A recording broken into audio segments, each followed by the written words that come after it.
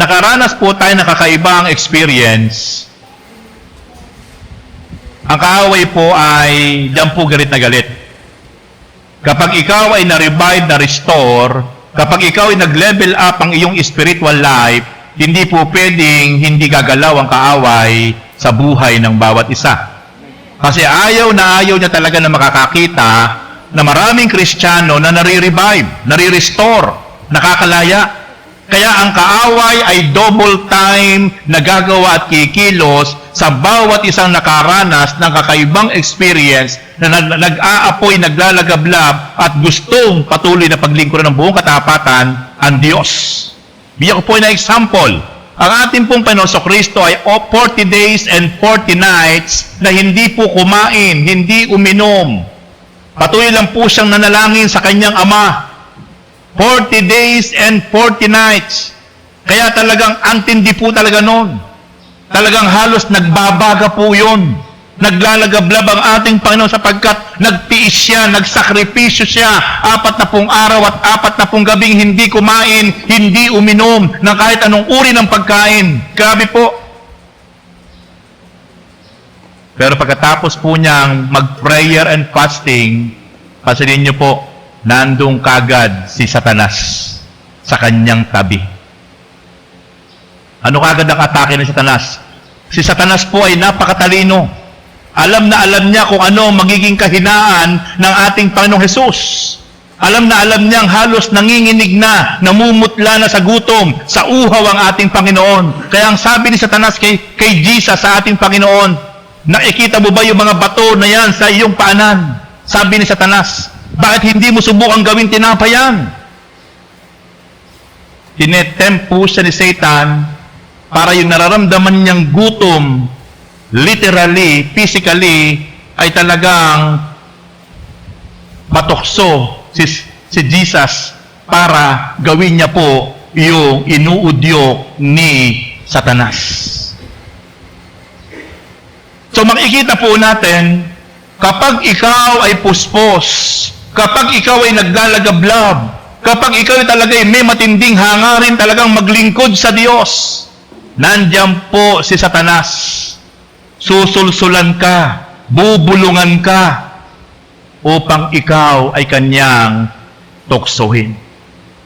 Para ikaw ay hadlangan niya sa pagsunod sa kalooban ng Diyos.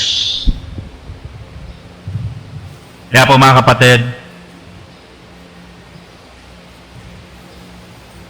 i-prepare natin ang ating mga sarili. Sabi po ng 1 Peter chapter 5 verse 8, si Satanas ay parang leong umaatungal, umaali-aligid at naghahanap ng lalapain, masisila.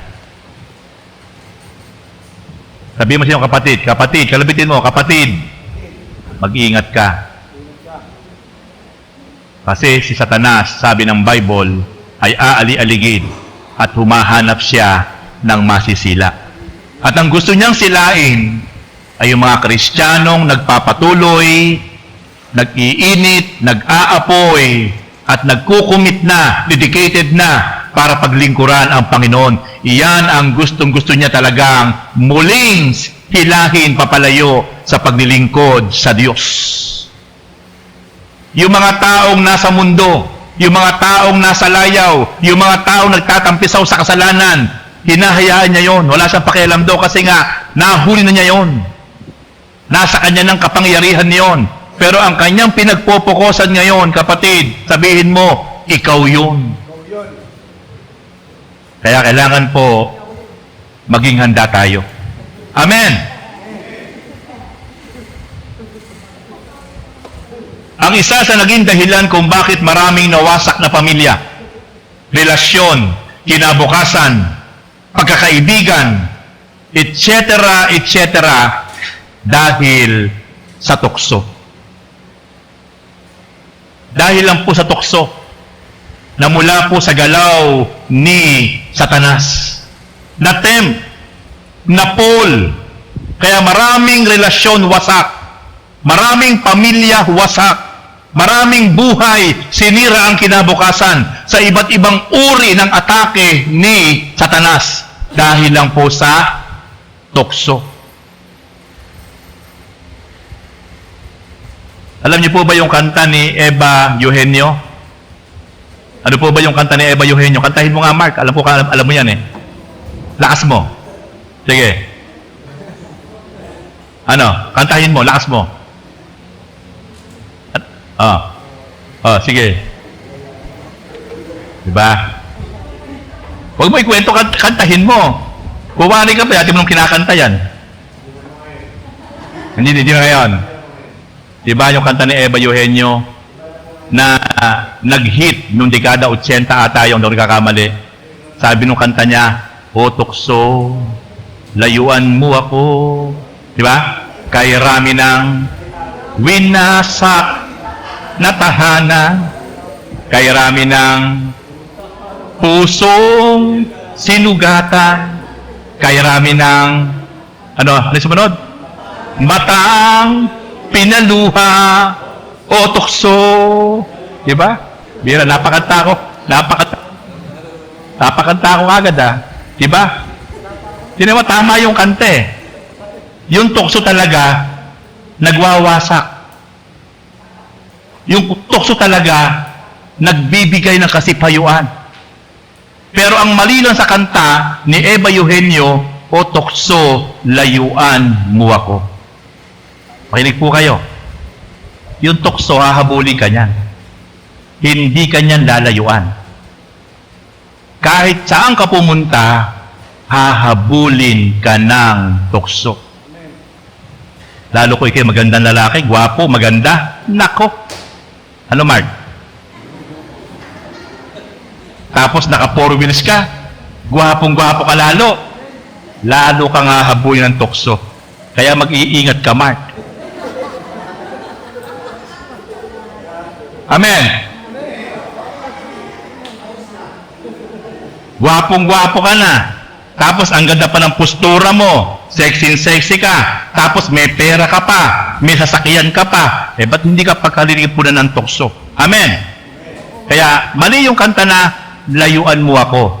Dapat ikaw ang lumayo sa tukso.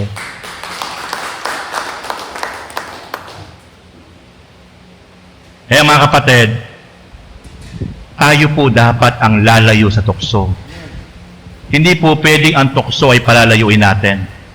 Gaya po ng ginawa po ni Joseph nang siya po ay tinukso nung asawa ni Potiphar. Na gusto po siya ay siya po ay tuksuhin ng asawa ni Potiphar sapagkat si Joseph po ay maaari isang binata, makisig. Kaya siya po ay tinetempt ng kaaway, ginamit po yung babaeng ito na asawa ni Potiphar. Pero si Joseph po ay pagdaka ay tumakbo. Hindi po matanggap ng asawa ni Potiphar na siya po ay hindi po pinagbigyan ni Joseph. Kaya po yung damit, yung laylayan ng damit ni Joseph, maaari yung balabal, kanya pong nahablot. Naiwan po sa kanya yung balabal ni Joseph. At bigla po siyang sumigaw at lumapit po yung kanyang mga tauhan.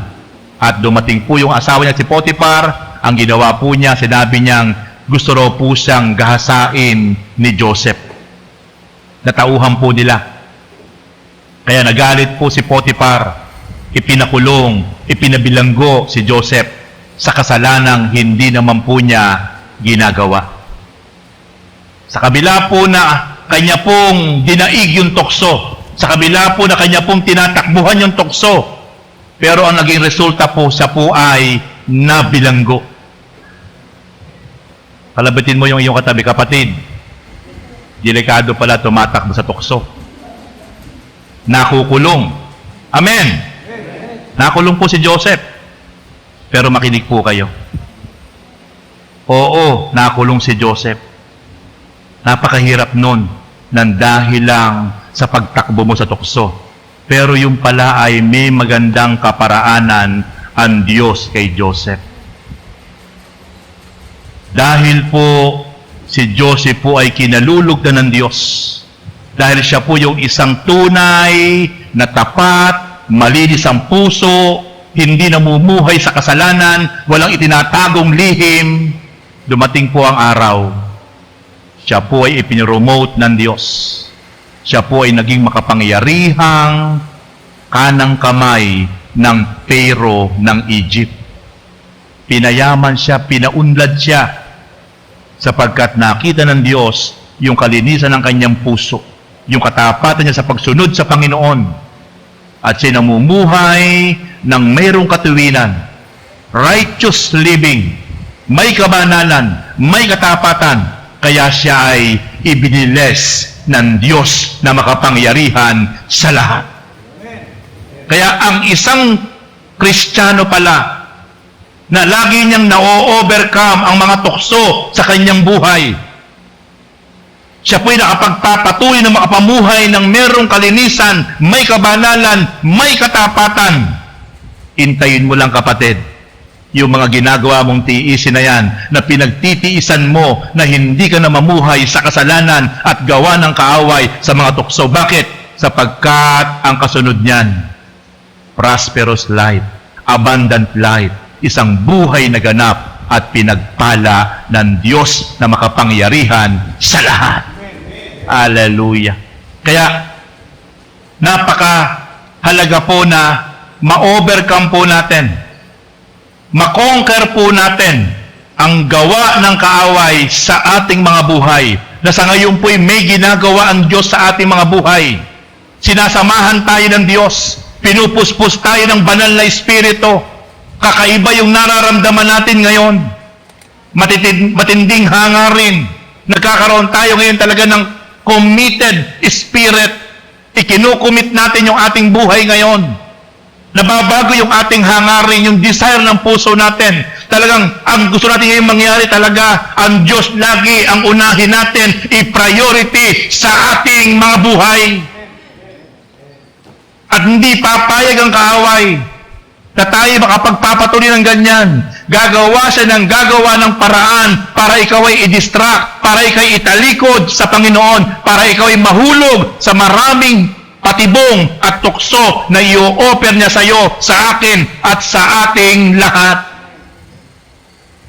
Matthew chapter 18 verse 7, napakahirap na kalagayan sa daigdig dahil sa mga sanhi ng pagkakasala ng tao.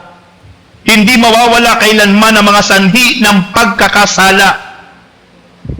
Ngunit, nakapangingilabot ang sasapitin ng taong panggagalingan nito. Sinabi po yan ng Panginoon, kahit kailan hindi mawawala ang sanhi ng pagkakasala. Nandyan na po yan. Inborn na po ang mga sanhi ng pagkakasala. Nandyan na po. Hindi na mawawala. Kahit saan ka tumingin, kahit saan ka pumunta, kahit saan ka dumako, minsan niya nasa loob ka na lang ng tahanan, nasa loob ka na lang ng bahay, nandyan pa ang magiging sanhi para ikaw ay magkasala. Nasa bahay ka na lang, hindi ka na umaalis ng bahay, nakahiga ka na lang. Pero nandyan pa rin si Satanas, napakahusay, napakagaling. Pwede siyang makapasok sa buhay natin kahit tayo ay nasa bahay na lang. Alam niyo po ba, ito pong technology ito ay pwedeng gamitin ng kaaway ni Satanas sa buhay mo, sa buhay ko, sa buhay nating lahat, kahit nasa bahay ka na lang. Kaya ka pa niyang itempt. Lalo kung ikaw ay may mga nakukuha na mga numero na magagandang babae, magagandang lalaki, na isave mo sa cellphone mo, meron ka magandang babae at mga gwapong lalaki na FB friends, yan po ay po pwedeng maging mitya ng tukso sa buhay natin. Amen. Kaya mga kababaihan, bantayan niyo po yung inyong mga asawa. Kapag sa CCR na lang kasama pa yung cellphone. Delikado po yun. CCR na lang kasama pa cellphone. Halos hindi mo makitang inilalapag ang kanyang cellphone sa lamesa, sa center table, hindi niya iniiwan. Tandaan niyo po, isang sign yan na meron siyang lihim na laging ka-textmate, ka-chat, katawagan. Amen. Buti na lang ako, laging naiiwan yung cellphone ko. Kaya patag ngayon yung asawa ko. Amen. Alang, tinatago, walang lihim. Kasi mahirap maging gwapo talaga, Mark, eh, no? Mahirap maging gwapo. Lapitin daw ng chicks. Lalo kung may bago kang expander. Naku po, lalo ng bihira. Oh. Kulay white pa expander. Diba? Tapos bababa ka, groovy. Naku po. Amen. Kaya mag-ingat ka, Mark. Ha? Paalala ko sa iyo, mag-ingat ka. Sapagkat ang tukso ay laging nakapaligid. Buti na lang yung asawa ni Sheena. Napakasimpleng pumorma. Hindi maporma. Nakakatawa nga madalas pagka merong aarkilan nung kanilang ano doon, ang tawag doon?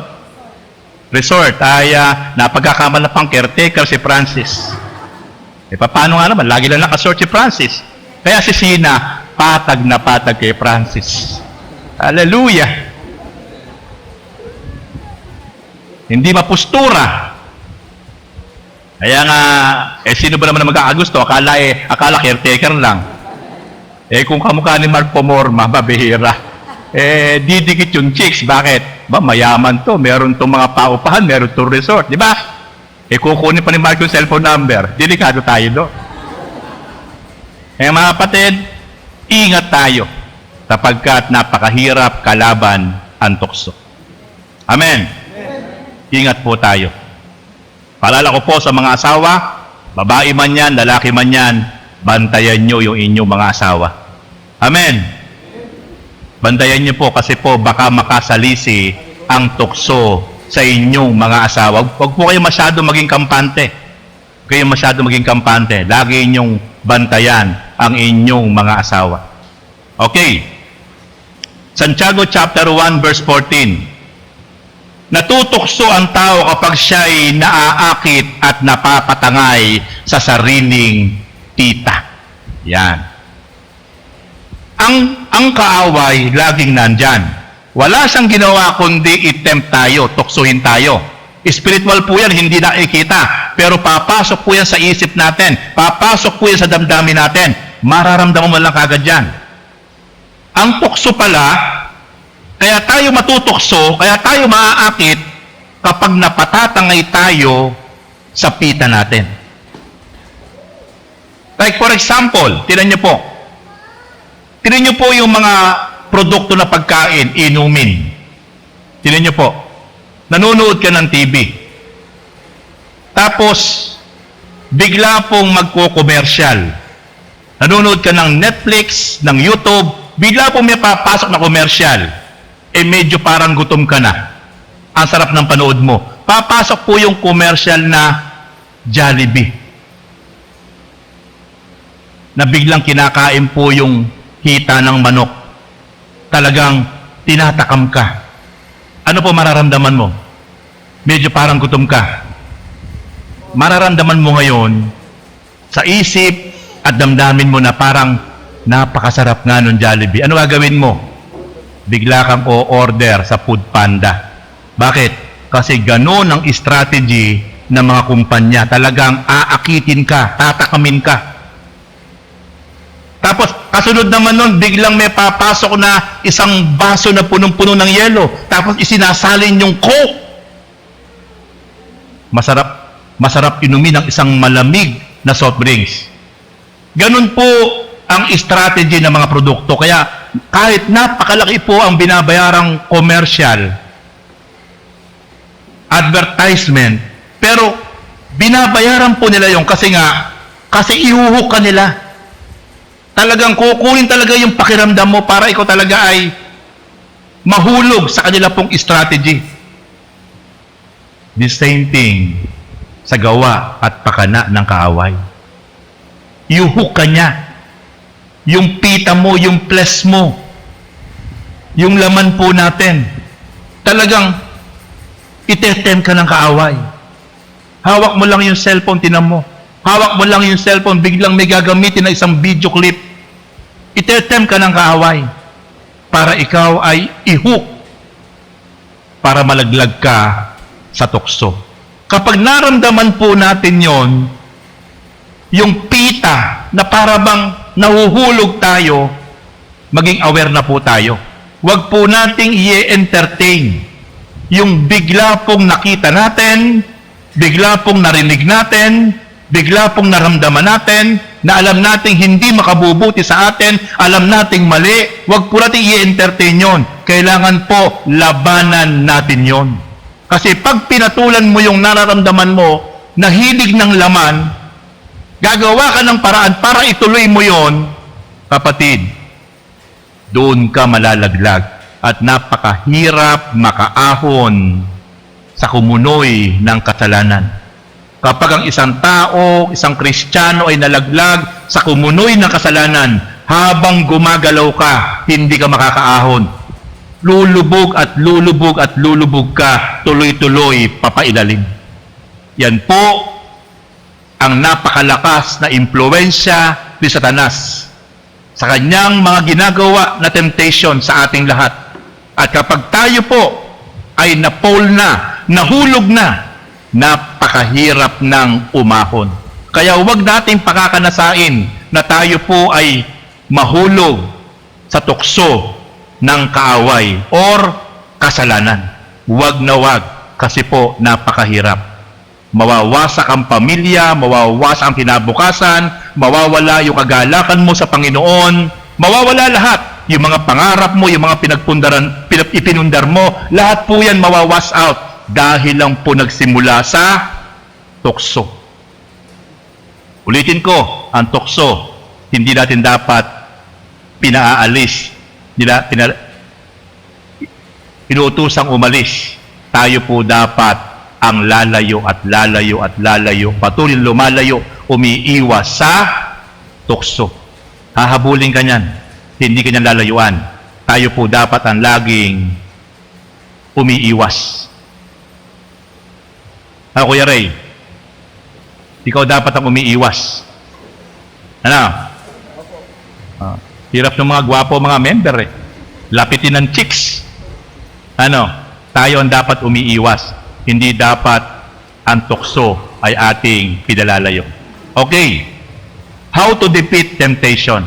Paano natin tatalunin, gagapiin ang tukso? Number 1, remove our attention from meaningless things. Alisin po natin ang ating mga atensyon, ang ating isip, ang ating focus, ang ating mata, ang ating damdamin, ang ating mga pakinig sa mga bagay na walang kabuluhan. Iwasan po natin yan. Yung alam na alam po natin ang mga bagay na hindi makatutulong sa ating pong buhay pananampalataya. Iwasan na po natin yan. I-let go na po natin yan. Huwag po natin i-entertain. Kung minsan man dumadaan sa ating buhay, pero parang dumaan lang. Huwag natin pagtutuunan ng pansin ang mga bagay na walang kabuluhan, walang koneksyon sa kalooban ng Diyos. Sapagkat once na tayo po'y nagkamali, na ang mga bagay pong yan ay binigyan po natin ng importansya, oras, panahon, effort, at isang araw po ay nahuhuk na po tayo. Yung tinatawag pong addiction. Nauhumali na po tayo doon sa mga bagay na walang kabuluhan, mga bagay na makamundo. Yan na po ang pasimula na tayo po ay matetempt na, malalaglag na po sa kasalanan. At kapag nangyari po yan, tayo po ang mahihirapan sa ating sitwasyon sa harap ng Diyos. In the book of Psalm 119 verse 37a, turn my eyes away from worthless things. Ito po yung prayer ni David. Na ilayo mo ako, ilayo mo sa aking pansin sa aking paningin ang mga bagay na walang kabuluhan. Kasi po naranasan po ni David, isang araw sa kanyang buhay, na naituon niya ang kanyang paningin, ang kanyang focus sa isang mapakagandang babae na si Bathsheba. Habang siya po ay nandoon sa balkonahe ng kanyang palasyo, namamahinga, walang ginagawa, wala po sa labanan, nandun siya sa balkonahe ng kanyang palasyo, natanaw niya po sa baba, sa malayo, si Bathsheba, naliligo. Natanaw lang po niya yon. Bigla siyang may naramdamang kakaiba sa kanyang damdamin at siya po ay pinasukan po ng masamang pagnanasa. Nakapasok po at nakagawa ang kaaway sa kanya. Sipin niyo po si David na lagi pong sinasamahan ng Diyos. Si David po na lagi pong pinagtatagumpay ng Diyos sa lahat ng laban, sa lahat ng pakikipagdigma. Pero ang hindi po niya napagtagumpayan ay ang isang labanang espiritual. Napakagaling, napakahusay ni David na makipaglaban, makipagdigma. Literally, marami po siyang sinuong na labanan. Mabibigat na laban. Lagi po siyang underdog. Pero dahil sinasamahan siya ng Diyos, lagi po siyang pinagtatagumpay ng Diyos. Pero nung dumating po ang isang matinding laban, hindi po literal. Hindi po espada, hindi po tabak, kundi labanang espiritual na ang kalaban po niya ay kapangyarihan ni Satanas. Ipinakita sa kanya ni Satanas habang siya nasa balkonahe ng kanyang palasyo ang isang napakagandang babae na si Bathsheba, napakakinis. Siya po'y nahulog sa pakana at tukso ni Satanas. Nag-isip po siya ng hindi maganda. Nagplano po siya ng hindi maganda sapagkat naramdaman ng kanyang damdamin ang kanyang pita at pagnanasa kay Bathsheba. Ang masama pa po nun, yung asawa po ni Bathsheba ay kanyang sundalo. Kaya gumawa po siya ng paraan kung paano po niya makukuha, masosolo si Bathsheba. Umisip po siya ng paraan. Ganun po katuso ang kaaway. Isinuong po niya sa digmaan yung asawa ni Bathsheba at ang utos po niya sa mga sundalo, pag nasa labanan na, kayo, umatras kayo, iwanan nyo nakikipaglaban. Yung asawa ni Bathsheba na yan, para siya'y mamatay. Sapagkat ang gusto niya, pag namatay na yung asawa ni Bathsheba, masosolo na niya si Bathsheba. Naging murderer pa po siya. Kaya mahabang panahon na pinagsisihan ni David yung kanyang nagawang kasalanan na yon. Siya po ay nangalon niya, siya po ay naging murderer, kaya mahabang panahon, kaya naisulat niya po ang aklat ng awit, puro pagsamo, puro paghingi ng tawad, sapagkat nilayuan siya ng presensya ng Diyos. Nawala po yung presence ng Diyos sa buhay niya, sa puso niya. Kaya namuhay po siyang may kalungkutan. Namighati po siya. Dahil nadali siya ni Satanas. Dahil siya ay natukso. Kaya po, dumating po sa point ng kanyang buhay, naging wake-up call sa kanya yon. Kaya ang sabi niya sa Psalm 119, verse 37a, turn my eyes away from worthless things. Ilayo mo ang aking paningin sa mga bagay na walang kabuluhan, lalo't higit ang mga bagay na mag-uudyok sa akin para ako ay matukso at magkasala. Kaya mga kapatid, ingatan po natin. Ingatan po natin ang ating paningin. Laging nandyan lang po sa paligid ang po pwedeng gamitin ng dyablo sa ating mga buhay. Ingatan po natin ang ating mga pandinig. Baka mamaya kung meron po tayo madinig na hindi maganda, tayo po ay matempt. Ingatan po natin ang ating mga labi at dila. Baka po mamaya magamit ni Satanas ang ating labi at dila sa mga pananalita na walang ibubuang maganda sa mga makakapakinig. Gamitin po natin ang parts ng ating mga sarili for the glory of our God. Romans chapter 12 verse 21, huwag kang padaig sa masama, kundi daigin mo ng mabuti ang masama. Huwag tayong padadaig sa masama. Tayo po dapat ang dumadaig sa masama. Huwag tayong padadaig sa mga gawa ng kasalanan. Tayo po dapat ang mag-o-overcome sa mga gawa ng kasalanan. Kapag di nararamdaman tayo hindi maganda, pagdaka ipag-pray natin, pagdaka i-rebuke natin, pagdaka takbuhan natin, iwasan natin, sapagkat isang paraan yan para madaig natin ang mga gawa ng masama. Second point, how to defeat temptation. We need to use the powerful Word of God para pala mapagtagumpayan natin ang mga tukso, ang mga temptation na ino-offer ng dyablo sa buhay ng bawat isang mananampalataya, sa buhay ng bawat isang lingkod ng Diyos. Ito pala ang isang pinakamakapangyarihang sandata, weapon, tools na pwede natin gamitin para i-conquer natin, i-overcome natin ang gawa ng kaaway sa buhay mo, sa buhay nating lahat. Kailangan po natin magbigay ng panahon at oras. Lagi tayong dapat maging sabik, maging uhaw sa pagme-meditate, sa pagbubulay-bulay, sa pagbabasa, sa pakikinig ng salita ng Diyos. Sapagkat napakahalaga pong sandata nito. Napaka-powerful po ng salita ng Diyos. Lagi tayong masabik, lagi tayong mauhaw, na lagi po nag-aaral, lagi po nakikinig, lagi po nagbabasa, lagi po nagsisharing, lagi po nagbabahagi ng makapangyarihang salita ng Diyos. Sapagkat ito po ang isa sa pinakamakapangyarihang spiritual weapon na ipinagkatiwala sa atin ng Panginoon, ang kanyang salita. Para po ating depensahan, para po ating atakihin ang lahat ng gawa ng kaaway na ino-offer sa atin upang tayo ay kanyang ilaglag, ihulog sa pagkakasala sa makapangyarihang salita ng Diyos. Hebrew chapter 4 verse 12, ang salita ng Diyos ay buhay at mabisa, higit na matalas, higit na matalim, na sa isang tabak ay magkabilang talim.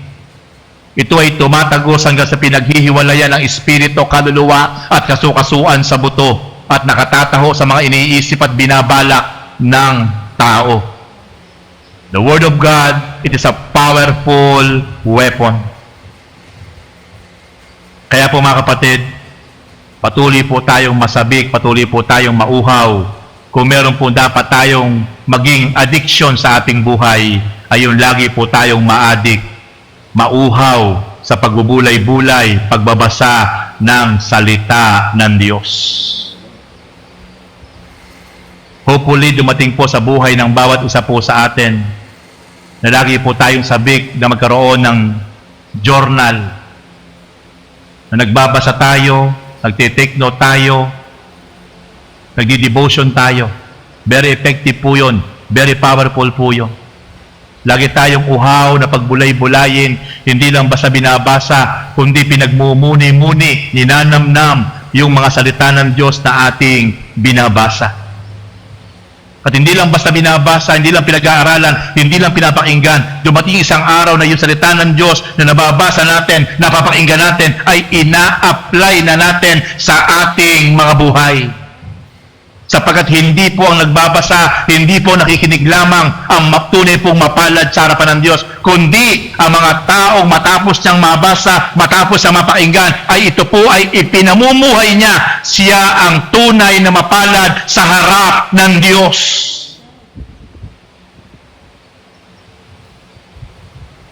Ephesians chapter 6 verse 17. Take the helmet of salvation and the sword of the Spirit, which is the Word of God. Ang tabak pala na espiritual. Ang espada o tabak na espiritual pala'y walang iba kundi ang salita ng Diyos.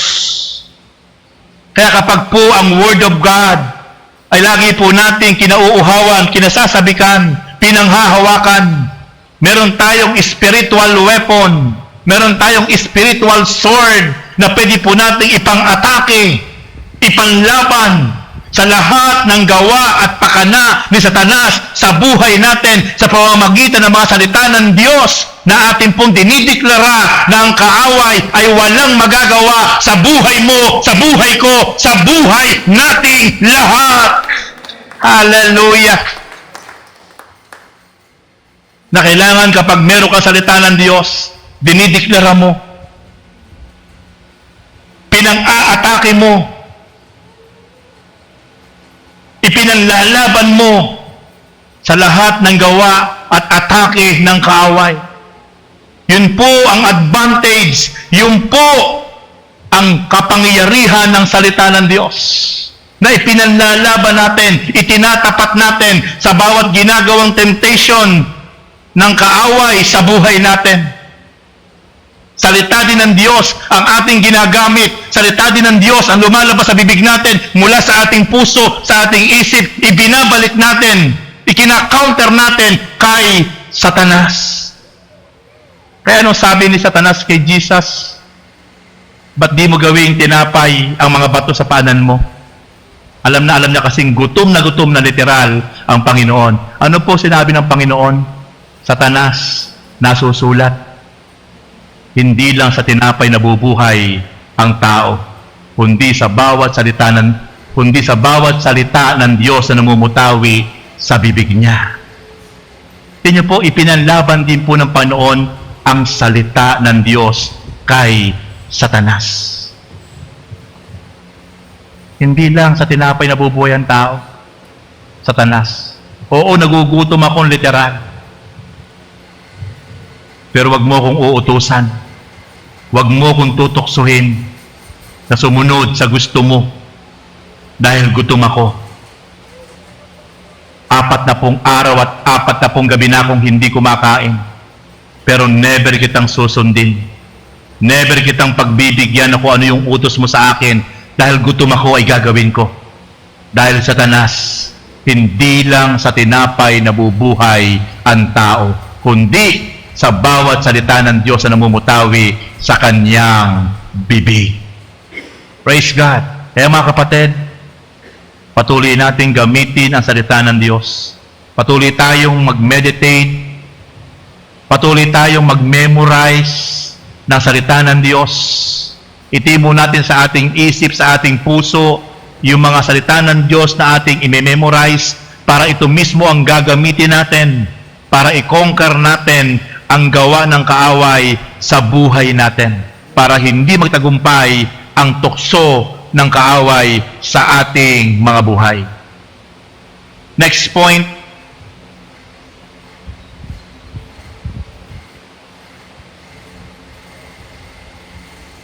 Resist the devil. Kailangan pong nilalabanan po natin si Satanas. Huwag kang mangingimi, huwag kang matatakot, huwag kang maduduwag. Kapag nararamdaman mo nandyan si Satanas, kapag nararamdaman mong tinetem ka, kapag nararamdaman mong inuudyokan ka, kapag nararamdaman mo na nandyan siya sa paligid, labanan mo ang kaaway. Kapag nakita niya lumalaban tayo, kapag nakita niya tayo ay tumitindig, may tapang, may paninindigan, may pananampalataya, siya ang lalayo sa buhay ng bawat isa sa atin. Pero kapag naramdaman niya na ikaw ay napakadaling makuha, kapag naramdaman niya na konting kaway lang niya, konting kalabit lang niya, bumibigay ka, hindi ka niya lalong lulubayan. Pero kapag nakita niya na ikaw ay tumatayo sa pananampalataya, may paninindigan at nilalabanan mo siya, siya mismo ang lalayo sa iyo, sa akin, at sa ating lahat. James chapter 4 verse 7. Submit yourselves then to God. Resist the devil and he will flee from you. Kapag tayo ay nagpasakop tayo sa ating Panginoon Diyos. Nagpailalim tayo sa mandato at kapangyarihan ng Diyos at nilabanan natin ang kaaway. Sabi ng James chapter 4 verse 7, siya mismo ang lalayo, ang dyablo sa buhay natin. Kasi nasa ilalim tayo ng kapangyarihan ng Diyos at nilalabanan natin ang kaaway sa pamamagitan ng espiritual na pakikipaglaban. Siya mismo ay hindi tatagal. Siya mismo ay lalayo. At lulubayan ka, lulubayan ako, at lulubayan tayong lahat. At tayo makapamumuhay ng merong kapayapaan, may katagumpayan, sapagkat ang kaaway ay lumalayo at takot sa ating lahat. Hallelujah! Pero kapag tayo hindi lumaban, yung bang isang kaway pa lang ng kaaway sa'yo, isang kaway pa lang ng tukso sa'yo, tumatakbo ka pa papalapit, hindi ka lalong lulubayan ng kaaway. Isang kaway pa lang yon, hindi ka pa hinihila. Hindi ka pa hinihila ng tukso, kinakawayan ka pa lang. Halika! Ikaw naman tumatakbo pa papalapit, lalo kang hindi lulubayan ng kaaway. Kapatid, kailangan nating maging matapang. Kailangan natin laging i-rebuke ang kaaway. Kailangan natin laging haharapin ang kaaway, ang tukso. Kapag may nararamdaman ka na kakaiba sa damdamin mo, sa isip mo, i-rebuke mo na yan, labanan mo kagad, sapagkat ang kaaway ay hindi tatagal. Siya mismo ay lalayo sa atin. Next point, pray when you feel tempted. Kapag nararamdaman nyo na ang tukso ay nandyan na, ang tindi ng tukso, parang bibigay ka na, parang hindi mo na kaya mapaglabanan, na corner ka ng tukso, wala ka ng sisilungan, dead end, nahuli ka ng kapangyarihan ng kaaway. Kapatid, ang last option, manalangin ka lang. Manalangin ka lang. Lagi kang magbabad sa prayer. Prayer, prayer, prayer, prayer, prayer. Magbabad ka lang sa prayer. Habang nagbababad ka sa prayer, kahit ano ginagawa mo, manalangin ka, masusunog. Dahil ikaw ay mag-aapoy, magliliwanag, magniningning, at masisilaw ang kapangyarihan ng kadiliman sa iyong buhay dahil ikaw ay nagbababad sa pananalangin. Yan po ang sikreto ng ating Panginoon Hesus. Kung bakit kahit ano ang gawin ni Satanas sa kanya, hindi magtagumpay dahil ang Panginoon ay laging babad sa panalangin. Alam niyo mga kapatid, kapag dumating sa point ng buhay nyo na iba na ang nararamdaman nyo sa inyong spiritual life, nagbibigay ka na ng best time sa Panginoon, nagiging prayerful ka na, yung temptation kahit nasa harap mo, nakakaya mong hawiin. Nakakaya mo siyang i-wash out. Kasi bakit? Kasi naglalagablab ka na, nag-aapoy ka na sa espiritu at presensya ng Diyos. Dahil babad ka, lagi kang connected through prayer. Napaka-powerful po ang pagiging prayerful. Napaka-powerful. Kasi nilulukuban ka ng kapangyarihan ng Diyos. Sumasa iyo ang divine presence ng Diyos. Sinasamahan ka ng divine spirit. Kaya papaano makaka-atake ang kaaway? Papaano makapag-penetrate ang darkness spirit sa iyo? Nagniningning ka, nagliliwanag ka dahil ikaw ay babad sa pagpupuri, pagpapasalamat, pagpapakumbaba sa harap ng Diyos through prayer. Merong liwanag, merong apoy na sa buhay mo na hindi nakikita ng iba, pero mismong ang dyablo, si Satanas, ay silaw na silaw doon sa kaningningan at liwanag at apoy na sumasa iyo, sumasa akin, sumasa ating lahat. Once na tayo naging seryoso sa pagdulog at pananalangin sa Diyos na makapangyarihan sa lahat. Ang diablo'y mapapasok. Siya'y hindi makalalapit sa iyo. Bakit? Sapagkat merong ring of fire sa buhay mo. May ningning na nagliliwanag sa buhay mo na hindi nakikita ng iba, pero si Satanas kitang-kita sa buhay mo, kaya hindi siya makapag-penetrate. Kasi ikaw ay laging soak, laging puspos ng divine presence of God. Pero kapag wala ka naging prayer life, kapag wala kang panahon para magpurit, magpasalamat sa Diyos, kapag ang prayer mo ay halos nag-aapura ka, halos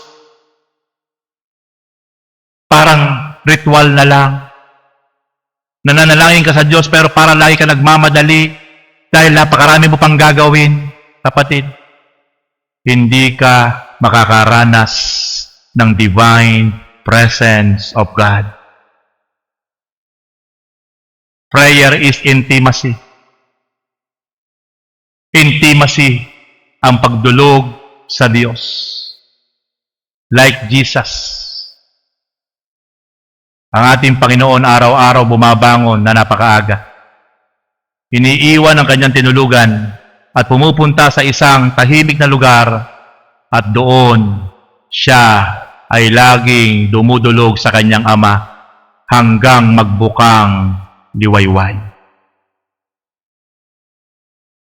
Wala siyang ginawa kundi magpasalamat, magpuri, magbigay ng karangalan sa kanyang Ama, humingi ng gabay at patnubay sa kanyang gagawing ministeryo sa maghapon. Kaya ang Panginoon, kahit saan mapunta, grabe ang power, grabe ang galaw ng kapangyarihan. Bakit? Kasi lahat kinukuha niya muna sa isang taimtim at seryoso at maalab na panalangin sa kanyang Ama. Kapatid, ma-overcome natin, mako-conquer natin ang tukso kapag tayo po ay laging babad sa panalangin. Laging nagbibigay ng best time sa panalangin. Kaya kung bakit ko po kayo ini-encourage na every Saturday 4:30 a.m. sa lugar na ito ay magsama-sama tayo magpupuri, magpapasalamat, mananalangin para po sa atin yon. Sa napakaagang oras, tayo po magsasama-sama na magpapasalamat, magpupuri at mananalangin. Yun po ay para sa ating lahat sapagkat nagbibuild po tayo ng altar of prayer sa ating mga buhay for the glory of our God. Once a week ko lang po kayong ini-encourage. Pero ang inyo pong pastor, Lunes hanggang Linggo, 7 times a week, araw-araw, ay narito po ang inyong pastor, bumabango ng madaling araw, nag-iisa, para magpasalamat at magpuri, kasama kayong idinudulog sa kanyang harapan. Church, once a week ko lang po kayong gustong makasama. Hindi po araw-araw. Once a week lang. Alam ng Diyos, mula po nung pumasok ang 2026, inumpasahan ko po sa lugar na ito. Every day, every early in the morning, wala pang liwanag, madilim pa, sa kaagahan ng umaga. Ang gusto ko, bago magbukang liwayway sa bawat umaga, ay narito po ako sa lugar na ito na nagpapakumbaba, gino-glorify siya at sinasamba at dumudulog sa Kanya ng merong kapakumbabaan. And I hope kung ano po yung nararanasan ko ngayon, Kung ano po yung ginagawa ko po ngayon, ito po ay mag-flow sa inyong mga puso at isipan. Mahirap i-explain, mahirap ipaliwanag. Pero kapag kayo po ang nakaranas, sasabihin ninyo, napakasarap pala at talagang laging pinaprioritize, laging inuuna ang Panginoon na kausapin, parangalan, papurihan sa bawat umaga. Day and afternoon, umaga at hapon, ang inyong pastor ay narito po sa lugar na ito. Church, papalad tayo. Bakit? Oo, kung titinan nyo ang lugar na ito ay parang sa ngayon ay parang walang kaitsu-itsura. Pero alam niyo po ba, every time na kayo pumapasok sa lugar na ito, lagi kong pinapasalamatan ng Diyos. Bakit? Kasi ang kanyang divine presence ay narito. Kaya sabi ko nga po sa inyo kung bakit mayroong mga luhuran dito, huwag kayong papayag. Naaalis kayo dito sa lugar na ito na hindi kayo nakakaluhod sa lugar na ito. Bakit? Kasi po, narito po ang presensya ng Diyos.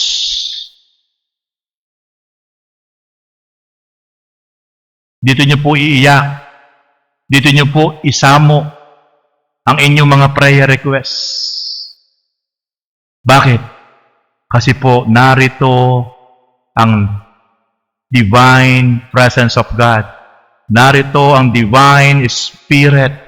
Kasama natin sa lugar na ito sapagkat ang lugar na ito ay house of prayer, house of worship, house of discipleship, house of healing and miracle by the power of the Holy Spirit. Oo, di maganda yung church natin sa ngayon. Mainit. Pero ang importante, kasama natin ang Diyos sa lugar na ito. Wala tayong aircon ngayon. Wala tayong kisame ngayon. Pero tatapatin ko kayo, kapag inuna natin magparangal, sumunod ng may katapatan at kapakumbabaan sa harapan ng Diyos, lahat ng pangangailangan ng kanyang templo ay ipuprovide ng Diyos. Amen? Kapag nakita niya ang isang tapat na pagsunod na may katapat at may kapakumbabaan, God will provide sa buhay mo at sa ministeryo na ito. Walang bagay na mahirap sa Diyos. Kapag tayo ay marunong magpakumbaba, laging tiklop tuhod, laging nagbababad, laging nagsusumamo sa kanyang presensya, lahat ng hangarin ng ating puso, basta siya ang mapaparangalan, ipuprovide at igagrant iyan ng Diyos na buhay. Hallelujah! Kaya yung pangarap ng inyong pastor na isang napakagandang church, isang air-conditioned na church, mangyayari po yun kasi po yan ay patuloy nating ibinababad sa panalangin. Yung lugar na ito na napaka-imposible po nating mabili sapagkat napakamahal, ang puhunan lang po natin, araw at gabi ay nagsusumamo at nananampalataya na ibibigay sa atin ng Diyos ang lugar na ito. Kaya mga kapatid, ang puhunan lang po lagi natin ay pananampalataya at panalangin sa Diyos na makapangyarihan sa lahat. Hindi ko po pinoproblema kung saan kukunin po ang pera. Kapag nakita ng Diyos ang tapat na puso na pagsunod at pananampalataya, siya ang gagalaw at kikilos sa lahat ng ating mga pangarap para sa kanyang kaluwalhatian. Hallelujah! Praise God! Purihin ang Diyos. Pray when you feel tempted. And I hope, hindi ka lang mananalangin dahil tinutokso ka. Hindi ka lang mananalangin dahil may problema ka. Hindi ka lang mag-pray dahil may pagsubo ka. Dapat kahit wala o maganda ang sitwasyon mo, dapat lagi kang nananalangin sa Diyos. Maging prayerful po tayo. Sapagkat ang pananalangin po hindi lang po pagsamo, hindi lang po paghingi ng tulong. Ang pananalangin po ay isa pong pagsamba sa Diyos. Sa panahon po na ikaw po'y mananalangin, hindi ka lang dapat humihingi. Dapat nagbabalik ka ng pasalamat, karangalan, kapurihan sa Diyos. Yun po yung kinalulugdan na panalangin ng Diyos. Hindi po yung pengi Panginoon, pengi Panginoon, pengi Panginoon, pengi Panginoon, pengi Panginoon. Kundi matutunan po natin, true prayer, na kahit maliliit na bagay lang sa buhay natin, sa pamilya natin, or whatever in our life, lagi nating pinararangalan, pinasasalamatan ang Diyos na makapangyarihan sa lahat. Yan po ang tamang posisyon ng panalangin na nagmumula sa puso. Na kahit may pagsubok ka, kahit may problema ka, kahit may pinagdadaanan ka, pero lagi mo siyang pinasasalamatan, pinapupurihan, una sa lahat, through prayer. Yan lang po ang sikreto po ng inyong pastor. Na kahit maraming kinakaharap, kahit maraming mga pinagdadaanang mga challenges, makikita niyo po sa akin parang wala akong pinagdadaanan. Makikita niyo po sa akin parang wala akong mga trials and challenges. Hindi po. Wala pong tao, lalo higit pastor, na hindi dumadaan sa mga challenges at trial. Pero dahil dinadaan po lagi natin sa pagpapasalamat, pagdulog sa Diyos na may kapakumbabaan, lahat po ay gumagaan at na-overcome natin ang mga challenges ng buhay. I want to encourage to all of you, my beloved brothers and sisters in Christ, lagi po tayong magpagpasalamat lang. Lagi po tayo magbalik lang ng papuri sa Panginoon through prayer. Huwag mo munang unahin ang daing mo. Huwag mo munang unahin yung problema mo. Huwag ka munang maging malungkot.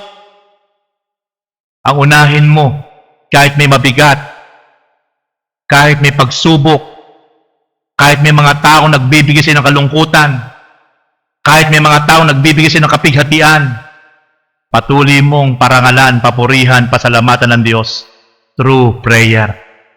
Yung mga bigat na yon, papalisin nyo ng banal na Espiritu.